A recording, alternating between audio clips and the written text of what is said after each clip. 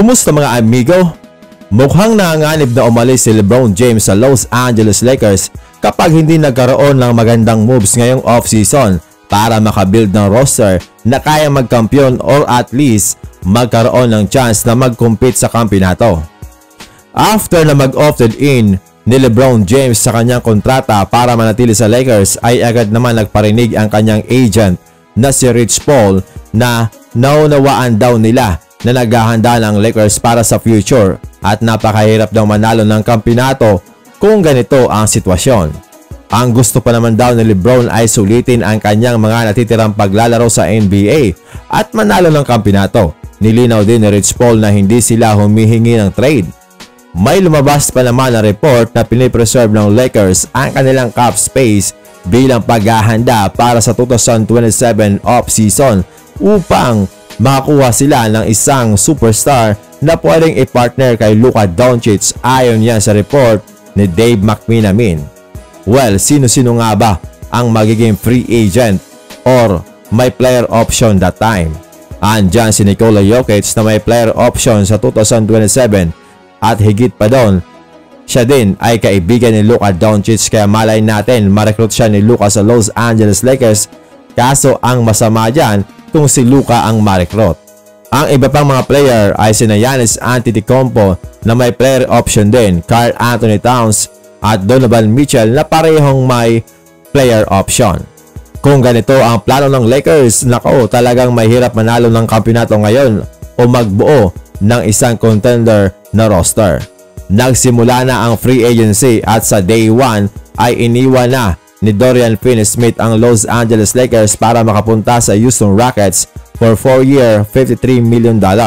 Si Smith ay solid na 3-and-D role player para sa Lakers kaya malaking bagay talaga ang kanyang pagkawala. Subalit naghahanap siya ng long-term contract kaya swak na swak ang ibinigay sa kanya ng Houston Rockets.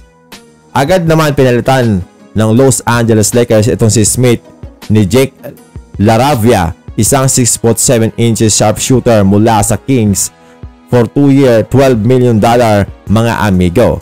So mas cheap ang kontrata ni LaRavia at mas bata pa kay Smith na kaya mag-create ng kanyang sariling tira at halos identical din ang kanilang shooting.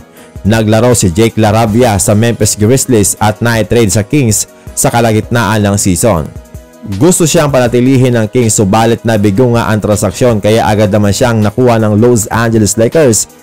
Sa 47 games niya sa Grizzlies, siya ay nag-a-average ng 7.3 points shooting 49% from the field at 44.4% from beyond the arc. Mas bumaba ito ng bahagya nang nasa Kings na siya kung saan nag-a-average lamang ito ng 6.1 points shooting 43.8% from the field at 38.5% from beyond the arc.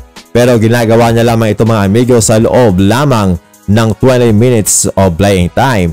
Samantalang itong si Dorian Finney-Smith ay naglalaro ng 28.8 minutes per game sa Los Angeles Lakers at nag-average ng 7.9 points pero mas efficient ng kaunti dahil may shooting siyang 44.2% from the field at 39.8% from beyond the arc. Isa pang masamang balita para sa Lakers dahil ang kailangan talaga nila ay isang sentro pero yung mga nalilink sa kanila mga amigo ay nakuha na ng ibang team. Sinasabing favorite sila na makuha itong si Brook Lopez ngunit ngayon ay nakuha ito ng Los Angeles Clippers.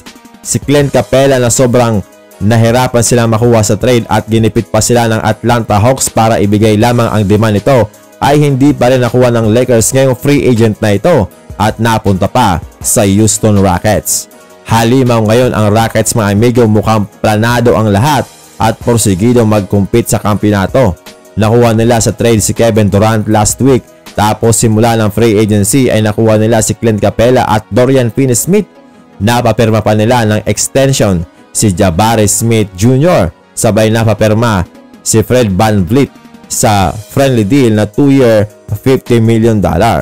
Sa pagitan ni Lopez at Capela, mas okay sana si Capela mga amigo na makuha ng Lakers dahil athletic at talagang lob threat na bagay sa pick and roll play nitong si Luka Doncic. Pero tapos na nga at napunta na sa iba. Ngayon nakapokus naman ang Lakers kay DeAndre Ayton Ayon dito kay Chris Haynes, ang Lakers daw ay may malakas na posibilidad na makuha si DeAndre Ayton at may partner dito kay Luka Doncic. Pero ngayon pa lang ay may lumalabas na naman na report na ang Milwaukee Bucks ay nag-emerge bilang malakas na suitor ni Ayton. Paktay na naman tayo dyan, Lakers. Mukhang hindi na naman makukuha itong si Ayton. Kapag ganun ang nangyari, sino na lang ba ang kukunin ng Lakers ngayon sa free agency?